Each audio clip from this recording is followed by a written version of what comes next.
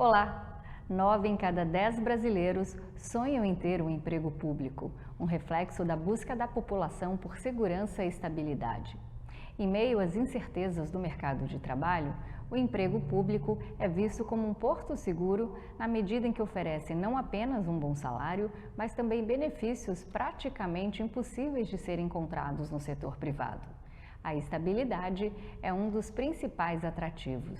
Uma vez que o indivíduo é aprovado em um concurso e se torna um servidor efetivo, ele tem a garantia de emprego até a sua aposentadoria, algo raro de se ver nas empresas privadas. Além disso, tem feriados prolongados, verba indenizatórias, férias remuneradas e mais uma infinidade de benefícios dificilmente oferecido por empresas privadas. Mas alcançar esse sonho requer muita dedicação. Os concursos públicos são altamente competitivos e exigem um estudo rigoroso. Os candidatos devem estar bem preparados tanto em termos de conhecimento específico quanto em habilidades gerais, como raciocínio lógico e compreensão de texto. E para aqueles que estão dispostos a se preparar para alçar esse sonho que atrai milhões de brasileiros, as recompensas são significativas e duradouras, uma combinação de segurança, benefícios e oportunidades. Neste programa, nós vamos conversar com um dos maiores especialistas em concursos públicos do país. Ele é coordenador e professor de cursos preparatórios para o concurso e exame da ordem, também é especialista em direito público, direito material e processual do trabalho, autor do livro Informativos em Frases TST e editor do blog Dicas Trabalhistas. Eu converso com o juiz do trabalho do TRT da Terceira Região de Minas Gerais, Dr. Fabrício Lima Silva. Olá, Dr. Fabrício, seja muito bem-vindo. É um prazer tê-lo aqui, principalmente para falar do compliance, que é uma palavrinha da moda, né, muito conhecida no mundo empresarial, mas pouco da população. Seja bem-vindo, Dr. Fabrício. Sou eu que agradeço ao convite, né? É sempre uma honra poder esclarecer, tratar um pouquinho a respeito dessa temática que eu pesquiso, que eu trato, e eu entendo que é uma forma de garantia e de efetividade dos direitos trabalhistas e também é uma forma que as empresas têm aí de evitarem riscos, de evitarem passivos. Então a gente acaba equilibrando aí o capital e o trabalho. Doutor Fabrício, o senhor é professor, é também juiz do trabalho. O senhor poderia compartilhar uma experiência marcante ou um caso que o tenha inspirado em sua carreira? Assim, o que eu posso dizer? Eu sempre, antes de me tornar magistrado, eu fui advogado, né? Na verdade, até era advogado tributarista, não era advogado trabalhista, não passava na minha cabeça, né? E um dia me tornar um magistrado do trabalho, mas a história, né? A vida, às vezes a gente tem que se adaptar, se adequar. Eu me formei, né, na Universidade de São Paulo e retornei para minha cidade. Eu sou de Varginha, natural de Varginha, e aqui comecei a advogar. E quando aqui comecei a advogar, os processos que começaram a surgir eram processos trabalhistas. E acabou que, de uma forma ou de outra, eu comecei a trabalhar e comecei a gostar, comecei a entender um pouquinho a respeito do direito do trabalho e fui me fascinando e, em razão disso, resolvi prestar concurso, né? Antes eu fui analista judiciário e depois me tornei magistrado do trabalho. Já sou magistrado do trabalho há 13 anos. Quais são os desafios mais comuns que o senhor enfrenta ao lidar com casos relacionados ao direito trabalhista? É uma situação bastante complicada que vivemos, porque em algumas situações a gente percebe que o empregador ele teve a intenção, né, de lesar o trabalhador, né, tentando aí aumentar os seus lucros. Mas as situações mais complexas são aquelas em que o empregador não tinha essa intenção, mas mesmo assim, né, por desconhecer a legislação, por falta de orientação jurídica, ou talvez por não ter condições financeiras, a gente acaba, né, encontrando esses problemas. E outro lado, né, a gente também tem as questões envolvendo os acidentes de trabalho, o adoecimento dos trabalhadores, que também são situações bastante complexas que a gente lida no nosso dia a dia. Isso que o senhor falou é muito importante, que muitas vezes as pessoas desconhecem a lei e depois são penalizados. Como é que o senhor orienta para que os empresários eles saibam um pouco mais sobre os direitos e principalmente os deveres que eles têm em relação aos empregados? O importante, né, eu acho, sempre a gente indica para aqueles que têm condições econômicas, é de contratar uma consultoria, né, contratar um advogado, contratar uma empresa de consultoria, mas para aqueles que não têm, a gente, né, existem diversas ONGs, existem aí empresas do terceiro setor, né, que prestam essa consultoria de forma gratuita, apresentam treinamentos, então pode ser uma outra forma, né, de procurar entender.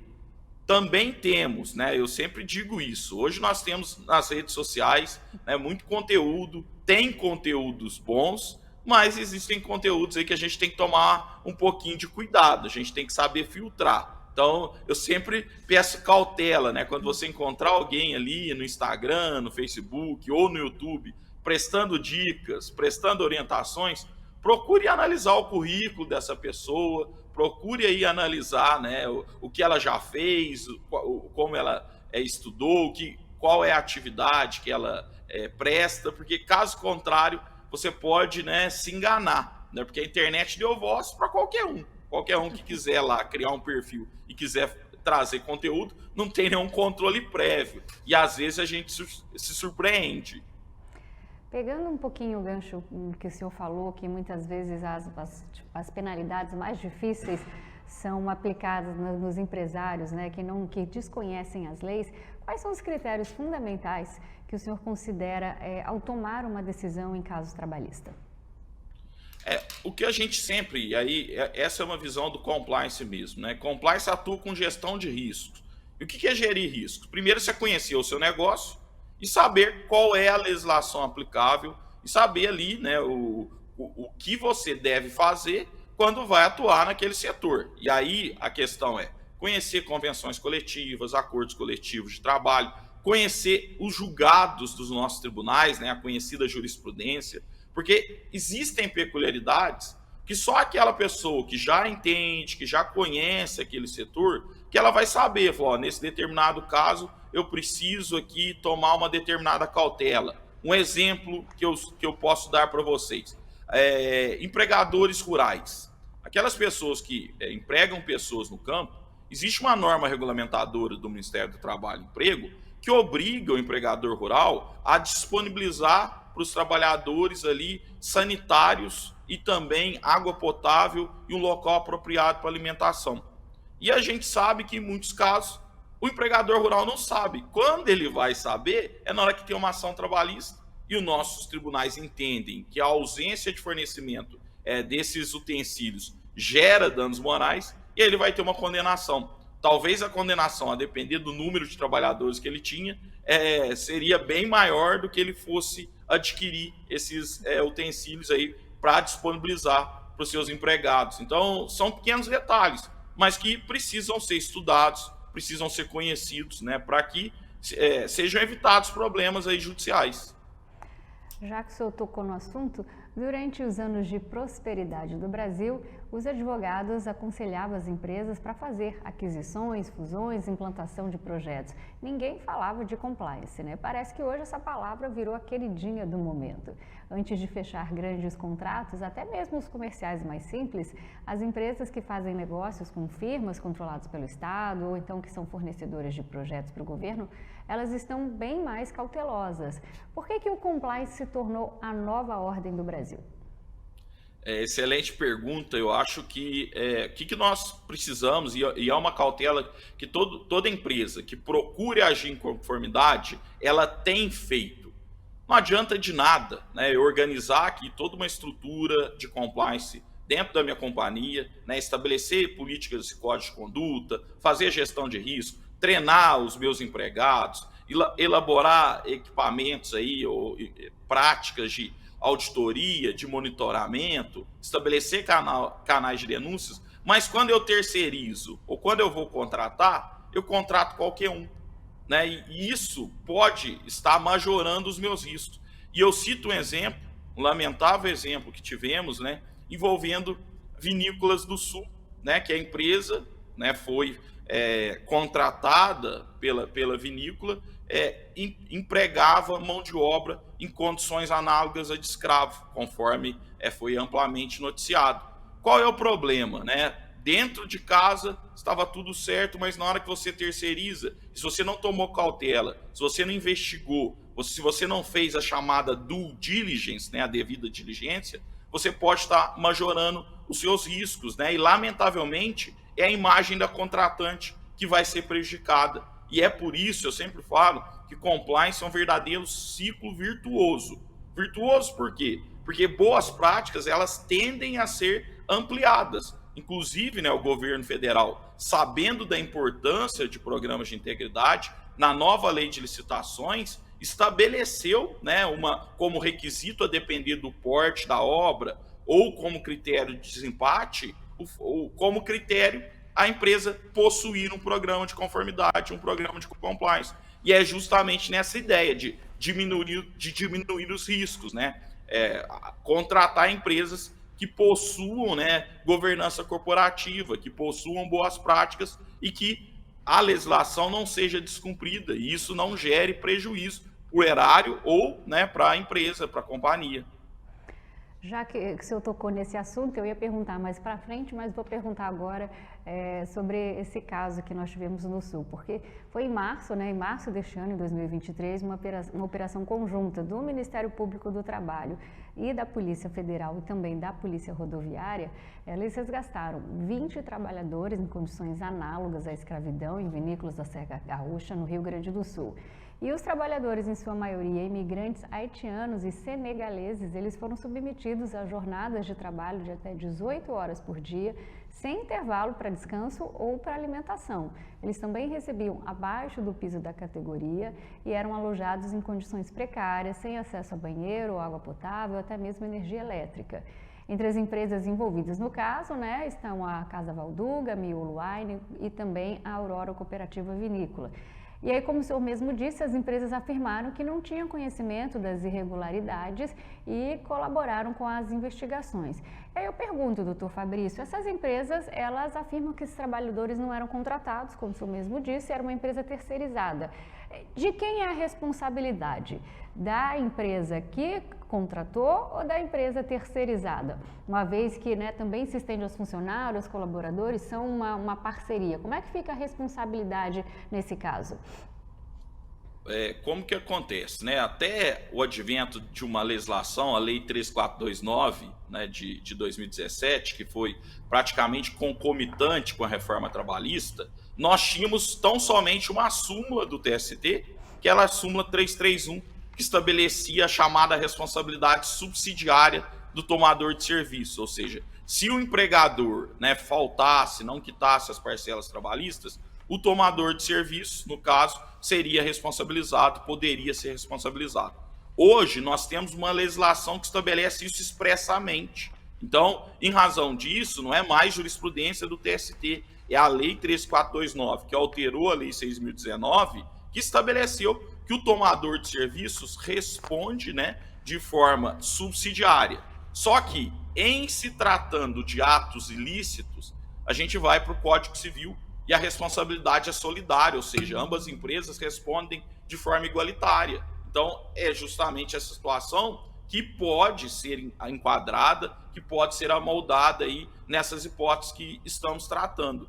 É uma cautela, eu sempre digo, né, sempre que forem contratar, né, e eu falo isso não só para a empresa, quando você estiver lá na sua residência e você contratar lá uma pessoa para fazer um serviço, né, no seu telhado, olhe se a pessoa está utilizando equipamento de segurança, se essa pessoa não está correndo um risco, porque a gente acaba tendo, e existem julgados, que se ocorre um acidente, você como contratante, você nem é empregador, né? Você está contratando como pessoa física, isso pode acontecer comigo, aqui em casa, que vai me responsabilizar, a depender do entendimento, que isso ainda é divergente, mas existem decisões responsabilizando, né, contratantes de autônomos por acidentes que aconteceram. Então, toda a cautela, né, precisa ser tomada para que, né, problemas dessa ordem sejam evitados, né? Porque é lamentável quando o trabalhador perde a sua vida, quando o trabalhador aí, né, perde sua capacidade laborativa. Então, todos nós precisamos contribuir para isso, para que não aconteça. E por isso, a nossa jurisprudência, a nossa legislação acaba trazendo a responsabilidade dos tomadores de serviço.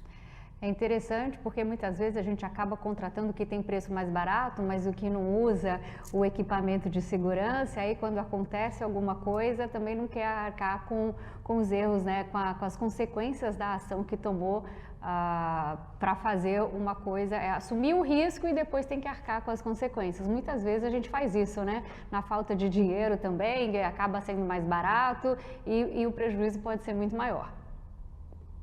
Perfeitamente. O barato às vezes pode sair muito caro mesmo, né? Por conta de que a gente sabe, né, que para cumprir a legislação nós temos diversos normativos do Ministério do Trabalho e Emprego, né, que estabelece medidas preventivas para que o trabalhador não adoeça, para que o trabalhador não sofra acidentes. E se alguém está oferecendo um produto, né, ou um serviço por um preço menor, a gente precisa desconfiar que pode ser que medidas, né, que são obrigatórias, que medidas que são necessárias para que riscos sejam evitados, não estejam sendo tomadas. Doutor Fabrício, antes de nós falarmos de mais casos sobre compliance, existe compliance trabalhista, compliance ambiental, compliance social. Então, antes da gente adentrar em mais casos, eu queria que o senhor explicasse para quem está nos assistindo o que é o compliance e por que ele é tão importante para uma empresa, uma instituição e até mesmo para os empregados. Perfeitamente. O que acontece, né? A gente faz uma divisão, às vezes, para poder explicar o foco de um programa de compliance. Mas, na verdade, o compliance é uma postura, né? Um programa, uma forma de agir de uma empresa que ela busca, né, cumprir a legislação, cumprir princípios éticos e, de uma certa forma, evitando que riscos, que desvios aconteçam. Os programas de compliance eles estão muito relacionados a programas de governança corporativa. E os programas de governança corporativa surgiram principalmente em razão de fraudes, em razão de problemas que envolveram empresas que tinham suas ações comercializadas em bolsa de valores. E aí elas apresentavam bons resultados, só que em razão de escândalos, em razão aí de alguns números, né, de falta de transparência, como aconteceu nos Estados Unidos, envolvendo o caso Enron, que é um caso paradigmático. Os acionistas investiam todo o seu dinheiro lá, né, imaginava que o dinheiro estava crescendo, um excelente investimento, mas, na verdade, eles estavam construindo um verdadeiro castelo de areia. Né, e esse castelo ruiu e acabou que vários, né, os investidores ficaram sem nada.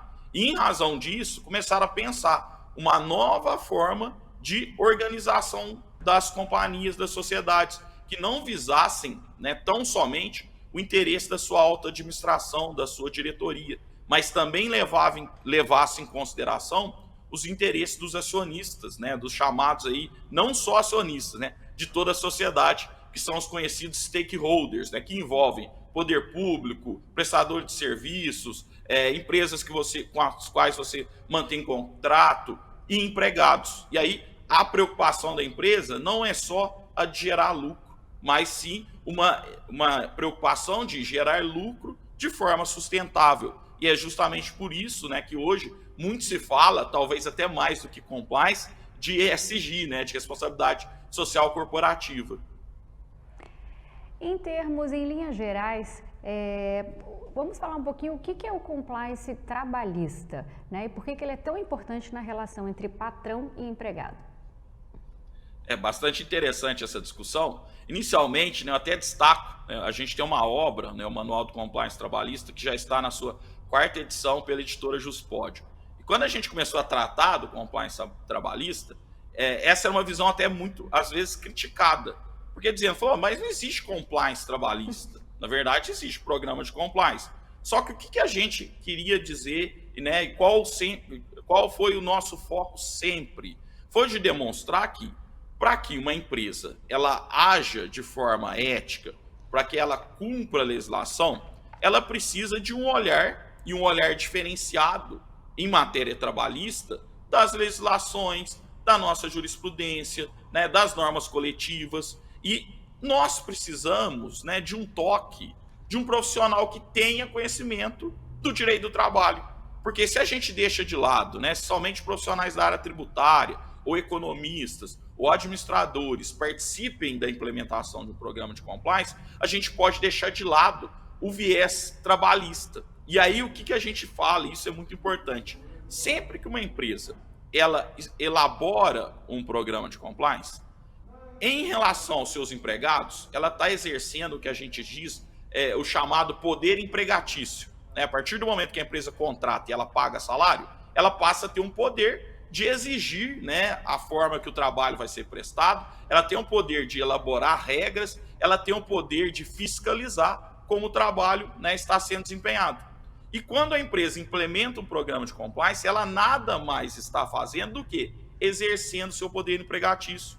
E aí o que acontece? Se não é um profissional que tenha conhecimento do direito do trabalho e da nossa jurisprudência, essa empresa pode ter problemas. E eu cito um caso paradigmático que envolveu o Walmart, né, que foi um julgado, inclusive depois se transformou em um livro, né, do nosso Tribunal Superior do Trabalho, em que o programa de conformidade do compliance proibia relacionamento amoroso entre trabalhadores, independentemente do cargo, independentemente da função exercida. E aí, 2 trabalhadores foram dispensados por justa causa, um trabalhava nos frios e a outra trabalhava no caixa, salvo engano, não havia um relacionamento ali de trabalho entre eles, e mesmo assim eles foram dispensados porque entenderam que violava a política, né, o código de conduta da empresa. E nesse sentido, o TST entendeu que essa regra era uma regra abusiva, que era uma regra que desrespeitava direitos fundamentais, até porque não existia, né, nenhum prejuízo que pudesse decorrer disso. Diferentemente seria, por exemplo, de um profissional começar a namorar a sua gestora. Isso poderia ser um pouco diferenciado, por quê? Poderia existir o chamado conflito de interesse. E aí talvez existiria uma justificativa. Mas mesmo assim, né, quem estuda compliance sabe que antes de dispensar, precisam ser criadas alternativas, né, para que as pessoas, primeiro, comuniquem, né, esse relacionamento. Segundo, para que o empregador dê uma oportunidade para que você talvez vá trabalhar em outro local, para que você não mais se submeta, né, à gestão aí da pessoa com a qual você mantém um relacionamento. E aí sim, somente como última hipótese, talvez promover uma dispensa, né, por justa causa, mas isso seria remoto. Mas são detalhes que só um profissional que tenha conhecimento, né, da área trabalhista, que ele poderia tratar. Infelizmente, né, a gente sabe que nem todos possuem esse conhecimento, né, porque o direito é muito grande, muito amplo, então a gente acaba se especializando justamente para tentar, né, fazer o melhor dentro daquilo que a gente conhece. A gente não pode se aventurar muito em outras áreas, não. É preocupante. Doutor Fabrício, no governo do presidente Michel Temer, foi aprovada a reforma trabalhista que trouxe uma maior flexibilidade de contratação entre empresário e empregador. Ou seja, de certa maneira, a iniciativa privada e a sociedade civil foram empoderadas para tentar regular a relação entre empresário e trabalhador. Nós podemos dizer que o compliance trabalhista veio para ficar, principalmente em virtude da aprovação dessa reforma? Então, na verdade, o que acontece, né? Até eu digo que existe uma relação, só que a relação é um pouco diferente. Qual é a relação? A partir do momento que foi aprovada a reforma trabalhista, nós tivemos, né, profundas alterações na nossa legislação. E aí, o que acontece? Foram novos riscos que surgiram. E aí as empresas, né, que pretendiam evitar problemas, que pretendiam agir em conformidade, elas precisaram estudar essa legislação e precisaram verificar quais práticas elas iriam adotar ou não iriam adotar, né? E eu sou capaz de dizer, até hoje, nós temos questões que não foram resolvidas e são riscos que as empresas estão vivenciando. E aí eu vou dar um exemplo que é bastante interessante. Quem estiver nos acompanhando aí talvez pode estar com esse problema. Qual que é a questão? A reforma trabalhista ela tirou alguns direitos, como, por exemplo, o intervalo, que antes, né, o intervalo entre a jornada, né, para refeição. Se ele fosse violado, o empregador teria que pagar o intervalo de forma integral, mesmo que a violação fosse por minutos, ainda teria que pagar reflexo. Com a reforma, né, o empregador só tem que pagar o período que foi suprimido de natureza indenizatória sem reflexo. Só que qual é a discussão? Essa alteração, ela é válida para todo mundo ou essa alteração somente é válida a partir do dia 11 de novembro de 2017, que foi quando entrou em vigor a reforma trabalhista? Porque essa interpretação vai fazer toda a diferença. Porque se eu tenho na minha empresa, né, algum empregado que foi contratado antes do dia 11 de novembro de 2017, em tese, a depender do entendimento que for firmado, que ainda não foi, né, pode ser que esse trabalhador até hoje ele faça jus a uma hora integral com todos os reflexos. Isso é só um exemplo. A gente tem as horas em itinerário também, que é aquele tempo de trajeto em local de difícil acesso ou não servido pelo poder público. A gente também poderia ter esse problema, porque trabalhadores contratados antes pode ser que, né, tenham esse direito ainda hoje. Então é uma discussão e aí a gente fala, é gestão de risco. A empresa tem que saber que existe esse risco e tem que saber se vai, né, enfrentá-lo ou não. Né? É a opção do empresário. Eu sempre digo, né, para os meus alunos, falo, empreender é gerenciar riscos. O problema é quando você não sabe o risco que você está correndo. E compliance é justamente trazer essa visão, para que os empresários saibam os riscos que correm, né, e aí decidam de forma consciente. É interessante isso, porque uma vez eu queria montar uma empresa que não tem nada a ver com o que eu trabalho hoje. Um amigo meu, ele aconselhou, ele falou, não, porque tem muito risco esse negócio que você quer fazer. Então, não é tão fácil quanto você pensa, porque o risco que você corre é muito grande. E aí você pode ter um problema futuro muito maior. Então eu aprendi muito cedo, pensa primeiro nos riscos que você vai correr no negócio que você quiser, porque esse é o grande X da questão, saber, né, lidar com esses riscos que podem acarretar com o seu negócio. Perfeitamente, eu acho que qualquer negócio, né, quando a pessoa vai, né, pretende empreender, né, hoje a gente vive uma onda de empreendedorismo, né, antes de qualquer coisa, antes de qualquer questão, precisa analisar os riscos, precisa analisar o mercado, para saber se o negócio é viável. Porque a depender do contexto, principalmente em alguns setores que a gente tem grandes empresas, essas grandes empresas vão ter um lucro, né, pode ter um lucro um pouco menor, só que acaba tendo os custos menores, porque compram mais, então é algo bastante complexo. Então você tem que analisar, estudar bastante, porque, lamentavelmente, o que eu já vi de pessoas que às vezes se desvinculam, né, da CLT, porque para alguns a CLT hoje é uma inimiga, né, e aí vão lá, pegam todo o fundo de garantia, as ervas rescisórias, e vão lá e criam uma pequena empresa, e acaba que essas empresas duram no máximo 1 a 2 anos. Né? Isso é lamentável, e aí depois a gente tem novamente o nosso mercado aí com novos desempregados, né, e isso é lamentável. Então, sempre, né, uma recomendação que a gente dá, estude bastante antes de empreender, antes de investir, né? Porque trabalhar e ganhar dinheiro não é fácil para ninguém. Então, valorize o seu dinheiro. Para a gente encerrar esse bloco, doutor Fabrício, qual é o papel de um juiz de trabalho e como é que ele contribui para a resolução de conflitos entre patrão e empregado? É uma questão interessante, porque o que acontece, né? Muitos criticam, não há como negar isso. A gente sabe que existe um setor da sociedade que, inclusive, que é o fim da justiça do trabalho. Né? Não sei se já ouviram falar isso. Só que a questão é a seguinte. A justiça do trabalho, ela existe para dar uma solução para um problema social. E aí, eu sempre cito esse exemplo, que eu acho que fica fácil de se entender. Imaginem lá, né, você é um cidadão, um homem, e a sua mulher trabalha em um determinado emprego, né, não sendo machista, é só um exemplo para ficar bem claro. E ela é assediada sexualmente. Ela é assediada sexualmente, só que ela não consegue ter provas, né, do assédio, que a gente sabe que quem assedia sexualmente dificilmente deixa rastros.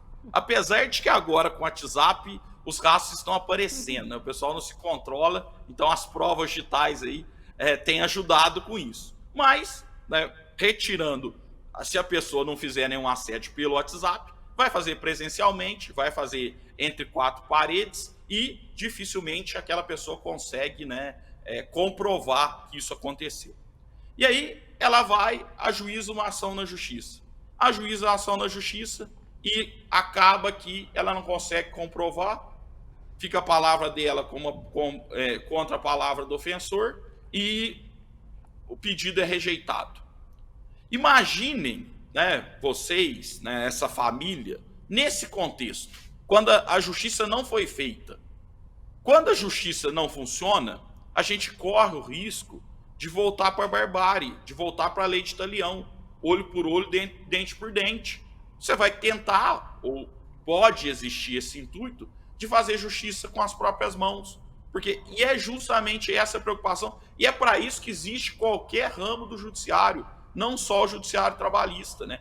A justiça existe para que as pessoas saibam que se descumprir a legislação, vai existir um agente estatal que vai estar ali pronto para fazer que a legislação seja cumprida e aquele que descumpriu seja penado civilmente ou criminalmente. E isso faz com que, né, nós tenhamos medo. Eu acho que quando a gente é criança, a gente, né, principalmente quem é religioso, a gente não anda fora da linha porque Deus está vendo. Deus castiga. A gente vai para o inferno quando morrer. Depois que a gente cresce, talvez a gente vai andar na linha não por ter valores, princípios éticos, não. Talvez porque, se eu não fizer isso, eu vou ser condenado, eu vou para a cadeia, né? Ou eu vou ter que pagar, eu vou ter que indenizar. Então, é um paralelo que eu faço, porque a gente precisa da nossa legislação e a gente precisa da nossa justiça do trabalho, assim como a gente precisa de todos os ramos do Poder Judiciário. Doutor Fabrício, vamos falar agora sim de alguns casos famosos. Eu acho que todos os telespectadores vão conhecer desses assuntos que nós vamos falar agora. Bom, primeiro que eu queria conversar foi do caso do cachorro Manchinha, né? Em dezembro de 2018, o cachorro Manchinha ele morreu após ser envenenado e também espancado por um funcionário de uma loja da rede do supermercado Carrefour em Osasco, na Grande São Paulo. Na época, o caso gerou uma enorme comoção em toda a sociedade.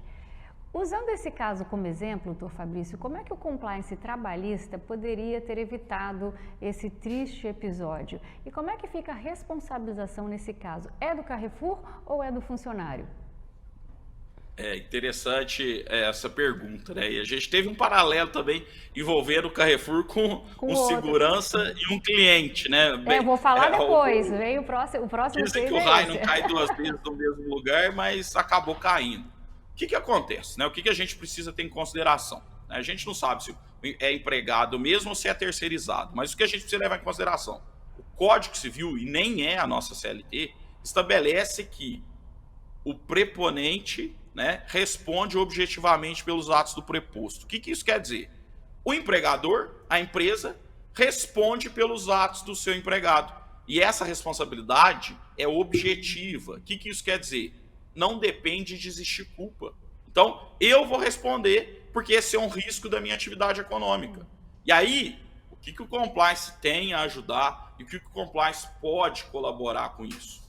Primeiro, né, se fosse terceirizado, faria uma seleção melhor, né? Haveria due diligence, né? Contrataria uma empresa mais sólida, contrataria uma empresa que faria uma seleção melhor dos seus empregados. Segundo, haveria treinamentos. É muito importante, né? A gente sabe, né, que em algumas situações nós não tivemos vivência com algumas situações, né? Hoje muito se fala de diversidade, de inclusão, e a gente sabe que existe muita intolerância. E as empresas precisam preparar os seus empregados para que eles estejam abertos para problemas e saibam que existem soluções antes de tomar uma medida impensada, né? Antes de agredir um animal, né? Antes de agredir um cliente, que ele pense e saiba que, se aquilo acontecer, existirão consequências. Por óbvio, né, o empregador, se ele for responsabilizado, ele pode depois entrar com uma ação de regresso contra o trabalhador.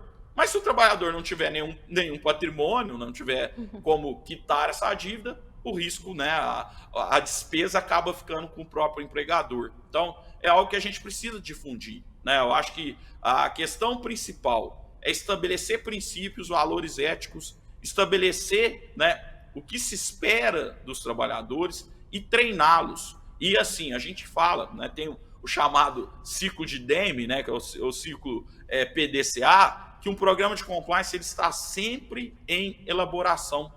A partir do momento que às vezes acontece algo que a empresa não queria que ocorresse, mas não tinha previsão lá no seu código de conduta, nos seus treinamentos, ela tem que tratar aquilo, fazer novos treinamentos, ou não, às vezes ela treinou, mas mesmo assim aconteceu. O que ela vai ter que fazer? Tomar providências, vai ter que treinar novamente, porque o treinamento não funcionou. Então, é algo que é contínuo. E a ideia é, vai evitar? Não, não vai evitar.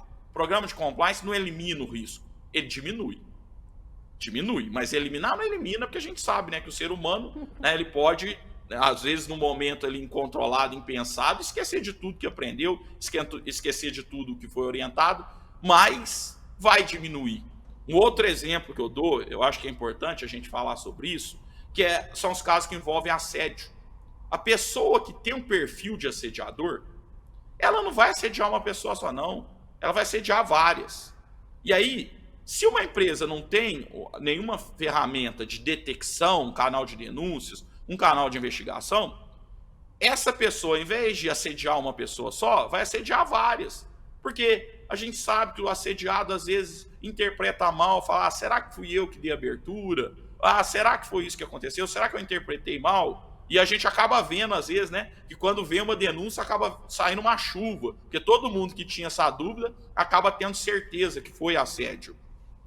E aí, se a empresa ela tem um canal de denúncia, se ela tem a apuração devida, ficaria no primeiro caso. Primeiro caso, investigaria, tomaria providência, dispensaria por justa causa e, lamentavelmente, a gente, pelo menos eu que estou no judiciário, a gente acaba vendo que isso não acontece. Às vezes você está julgando lá a mesma empresa, o mesmo assediador, anos a fio, o mesmo problema. E aí eu pergunto, falei, será que para a pessoa dar lucro, para a empresa manter um assediador lá dentro? Eu não sei, eu acho que não compensaria, não.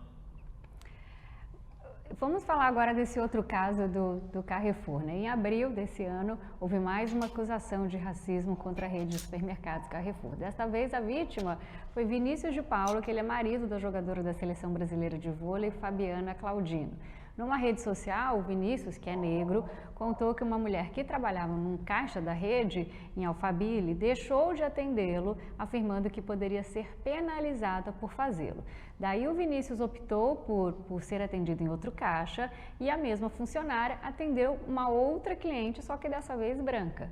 Então, doutor Fabrício, de novo estamos num caso em que o funcionário de uma grande rede de supermercado comete, digamos, um crime. Então, minha pergunta é como é que fica a responsabilização por esse flagrante de crime de racismo? A responsabilidade é do funcionário, da empresa que não treinou, ou pior, como treinou o funcionário para discriminar as pessoas negras?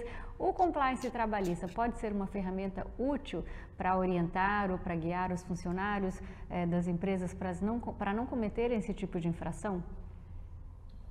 Não tenho dúvidas que sim, né? O que acontece? A gente precisa levar em consideração que a gente tem, né, um conflito, né, social muito grande, né? A gente tem ainda hoje muita intolerância e a gente precisa tratar, a empresa precisa, esse é um risco empresarial. Então, alguns falam, isso é mimimi, né? Isso aí é vitimismo. Para a empresa, ela não pode entrar nessa discussão. Pelo contrário, ela tem que treinar, orientar muito bem seus empregados para que, independentemente do que o proprietário dela pense, ele pode pensar que é mimimi, pode pensar que é vitimização, só que ele tem que pensar na imagem empresarial.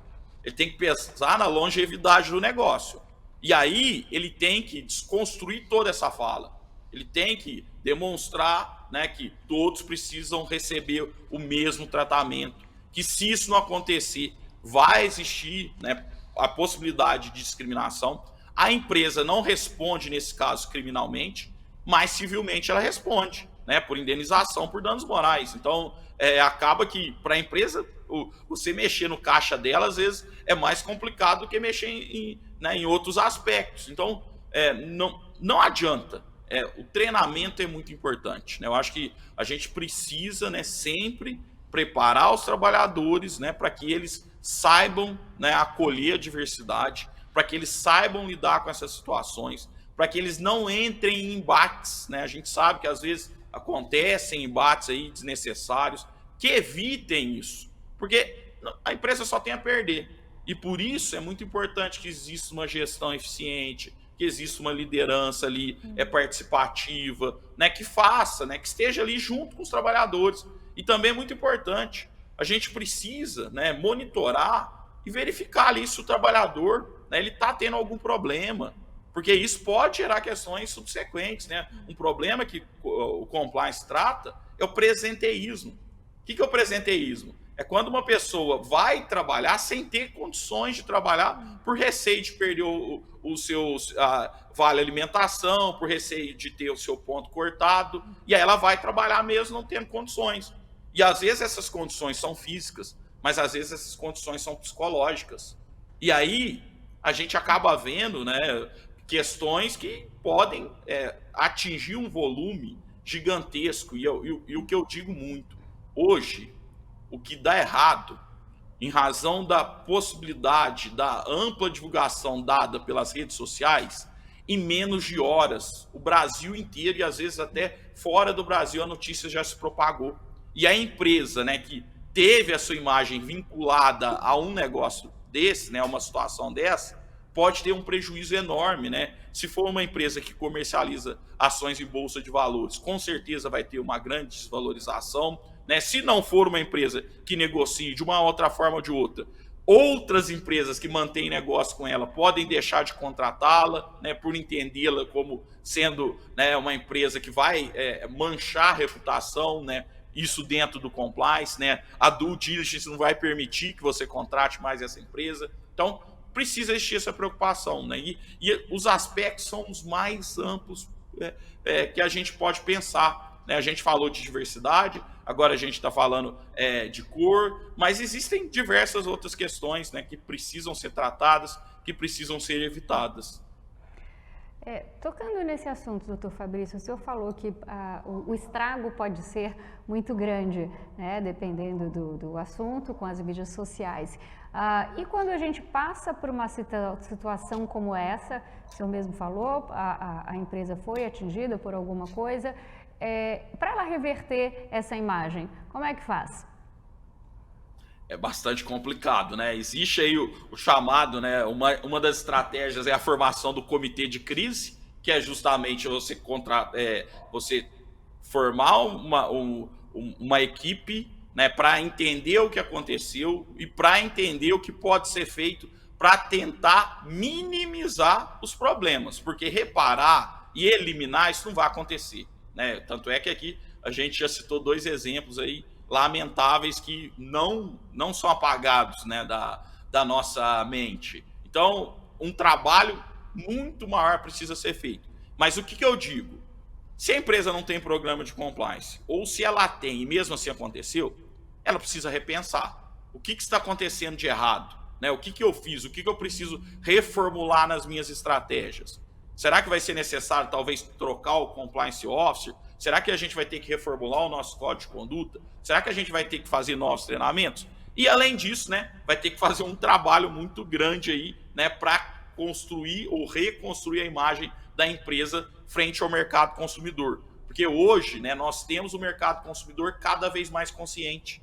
Né? Se a gente vai analisar lá a pesquisa de mercado, nas pesquisas de mercado tem lá perguntas. Você se preocupa se a empresa remunera bem seus empregados? Você se preocupa se a empresa remunera de forma equivalente homens e mulheres? Você se preocupa se a empresa respeita direitos humanos fundamentais? E nós temos hoje, né, o mercado consumidor que é preocupado com isso. Né, eu cito o exemplo das minhas filhas. Né? As minhas filhas, às vezes, quando vão ao supermercado, vão olhar se o shampoo foi testado em animais ou se não foi. Eu olho tudo. Uma consciência ecológica. Eu olho tudo, já pesquisa, eu sou dessa também, que se não tiver a regra ESG, eu não compro. Sim. É isso, e nós temos cada vez mais o mercado consumidor com consciência disso, e eu acho que cada vez mais melhor que isso aconteça, porque a gente acaba cobrando, né, das empresas. Existem, por exemplo, né, o setor de algodão tem isso muito bacana, né, que é a Cotton Alliance, né, o que eles acontecem? O que eles fazem? É um programa que eles acabam remunerando com valor adicional aqueles integrantes da cadeia de produção que respeitam regras mínimas, né, de trabalho, que não infringem os normativos. E isso valoriza, isso traz um valor agregado maior para aqueles produtores. Doutor Fabrício, vamos falar um pouquinho sobre legislação. Como a legislação trabalhista brasileira tem evoluído ao longo dos anos e de que forma essas mudanças afetaram o seu trabalho como juiz? O que acontece, né? O principal, a gente já até tratou em blocos anteriores, a principal alteração que tivemos, né, que implicou aí, né, em muitos reflexos na nossa justiça do trabalho e nas relações de trabalho, foi a reforma trabalhista. Porque houve, né, uma nítida tentativa de meio que tolher o acesso à justiça, né, de dificultar um pouquinho o acesso à justiça, isso com a criação, né, de honorários de sucumbência, custas, e, né, isso paralelamente fez com que o número de ações caísse. Mas aí o que aconteceu? Esses dispositivos foram declarados inconstitucionais, né, pelo nosso Supremo Tribunal Federal, e aí a gente passou, né, a ter uma retomada das ações trabalhistas. A gente ainda não tem, né, como eram antigamente, mas ainda hoje temos, né, uma queda, né, em vista do que existia antes da reforma. E também, né, tivemos, e é isso a gente também não tem como negar, a retirada de alguns direitos trabalhistas, que alguns já foram chancelados, né, pelo Supremo Tribunal Federal e outros ainda pendem de análise, né? A reforma trabalhista tentou valorizar muito a negociação coletiva. Só que, paralelamente, os nossos sindicatos foram enfraquecidos porque eles ficaram sem as suas contribuições obrigatórias. E aí foi meio que um aspecto contraditório da reforma. O sindicato passou a ter poder para negociar, inclusive para piorar o que está na lei, mas, por outro lado, ele ficou sem fonte de custeio. Então, isso é algo que o governo atual está analisando, né? Tem propostas para retomar uma fonte de custeio para os sindicatos, mas é algo que, né, traz preocupação. A gente tem categorias aí que estão sem reajuste, né? Categorias que perderam benefício. A gente precisa levar em consideração que esse foi um dos aspectos, né? Era um dia de salário que o trabalhador perdia lá no mês de março. Eu sempre dizia que esse dia de salário poderia ser muito caro, porque quem está mais perto, a gente reconhece a importância, o papel de alguns sindicatos. A gente não pode generalizar, porque tem sindicatos aí que, lamentavelmente, não cumprem o seu papel. Mas alguns sindicatos, como sindicatos metalúrgicos, sindicatos dos professores, né, sindicatos comerciários, sindicatos bancários, são sindicatos que são fortes, que são estruturados e que fazem a diferença. E isso é algo que a gente precisa se preocupar. E os trabalhadores, né, penso eu, de uma forma equivocada, pensaram, eu fico custeando, né, sindicalista, eu não quero mais isso. Só que a gente, né, os trabalhadores estão pagando um preço bastante elevado, penso eu, hoje. E como é que o senhor vê o papel da conciliação e da mediação na resolução de disputas trabalhistas? Nós temos como princípio, né, na Justiça do Trabalho a conciliação. Eu sempre digo, enquanto magistrado, né, a melhor forma de composição do conflito, né, de resolução do conflito é a conciliação. Porque aquela decisão não foi imposta pelo magistrado. Aquela decisão foi algo que foi construída, né, aquela conciliação foi construída entre as partes. Então, eu sempre digo, é muito melhor um péssimo acordo do que uma boa demanda. Porque o acordo você sabe o que vai pagar, você sabe em que condições você vai pagar. E também, quem está do outro lado, você sabe quanto vai receber e quando vai receber. Agora, se você deixar o processo e ele for seguir, ele pode ter recurso, o juiz pode julgar tudo improcedente, ou não, ao contrário, né? A empresa, o juiz pode acolher todos os pedidos e às vezes você não consegue um recurso, você não consegue subir o processo ou para o TRT ou para Brasília. Então, a conciliação, na minha concepção, né, é algo que é bastante importante, bastante relevante. É importante, e aí vai a recomendação, principalmente para os profissionais que atuam na advocacia. Estudem conciliação. Né? Não é só ir lá e colocar um valor e oferecer, não, existem técnicas para isso. Né? Você avalia, você planeja, você estrutura. Né? Eu falo por mim, quando eu comecei a advogar, né, eu advoguei no início para empresa sem dinheiro. Né? E chegava para a empresa, eu falava, o que você pode pagar? Eu falava, posso pagar no máximo 5 mil. E eu chegava lá, tem proposta de acordo? Eu falava, tem, 5 mil. Acabou. Porque 5 mil a gente já sabe, é o ponto de partida. você nunca pode oferecer o valor máximo que você, né, estaria disposto ali dentro daquela demanda. E outra coisa, não é só oferecer por oferecer. Você tem que fazer o cálculo do risco, você tem que analisar quais são os pedidos que podem ser acolhidos, como é a nossa jurisprudência, e ali valorar o que você tem de prova, o que a parte contrária vai ter de prova. Então, são muitas estratégias que precisam ser levadas em consideração para que seja feita uma conciliação boa. Né? Não é só aquela conciliação, eu ofereci X, você pediu 2X e a gente faz o meio do caminho. Talvez o meio do caminho não é a melhor solução, não é o que seja mais justo para as partes, e talvez a parte contrária estaria disposta a entregar mais, a pagar mais. Então, você tem que saber. Então, estudem, porque tem muitas estratégias. Considerando as mudanças sociais e as tecnológicas, quais são as tendências atuais em casos de direito trabalhista que chamam a sua atenção? Hoje, né, não tem como a gente negar, o principal ponto que está aí na ordem do dia é o uso da inteligência artificial. Né? A inteligência artificial, né, ela tem possibilitado, e isso em um espaço de tempo muito curto, que diversas atividades que eram feitas exclusivamente por trabalhadores passassem a ser feitas por máquinas, né? E às vezes com uma qualidade semelhante ou, dependendo do contexto, melhor. E aí a gente começa a ter um dilema. Será que a inteligência artificial, será que os robôs vão substituir por completo a mão de obra?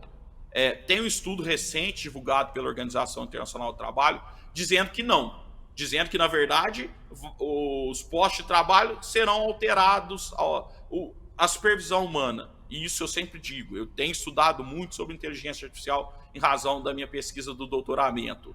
É imprescindível, porque como que os robôs aprendem?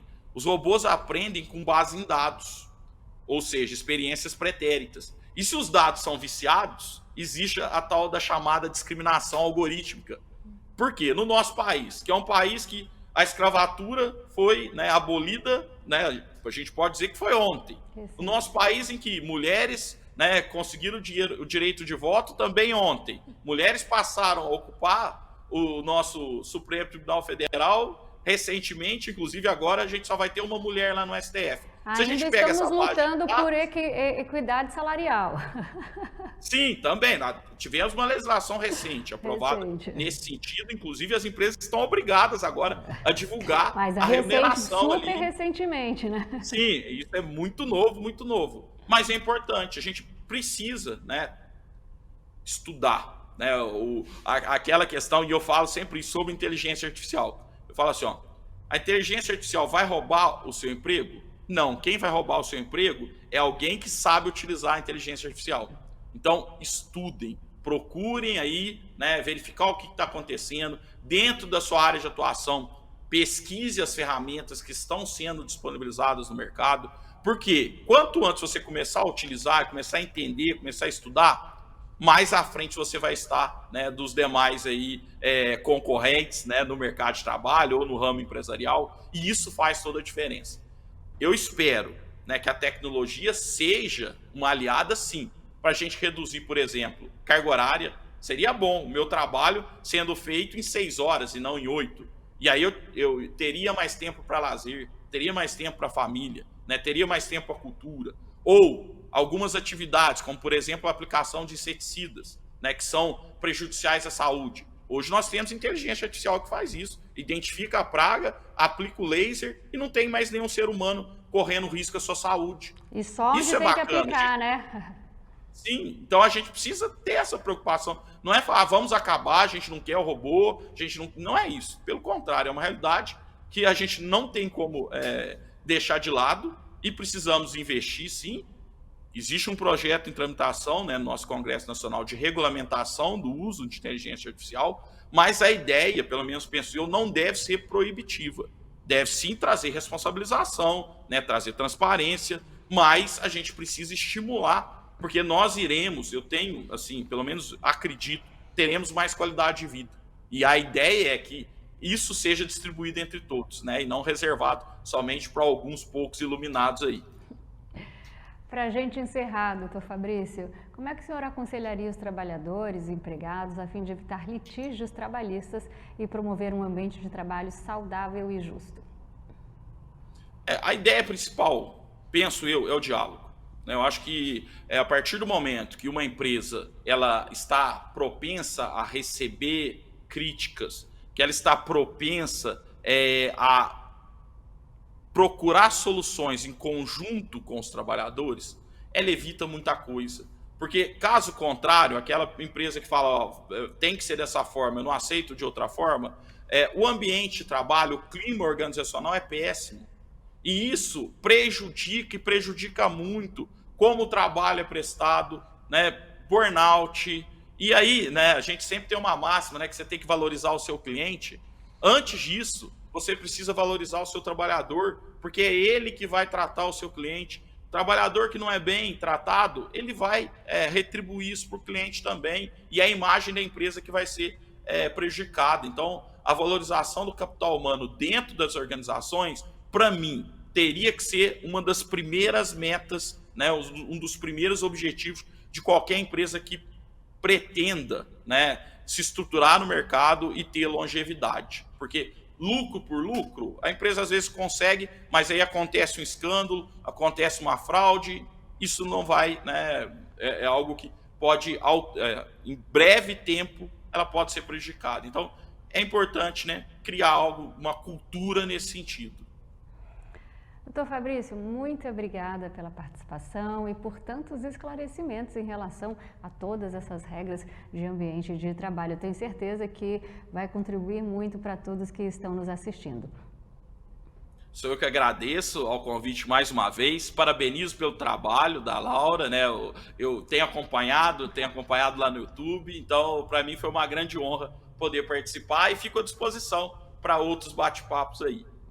Vai ser um prazer recebê-lo. Obrigada. Até Até logo. mais. Tchau, tchau. Tchau. E a você que nos acompanhou, obrigada pela companhia. Continue ligado na programação aqui da TBO, a TV que você se vê.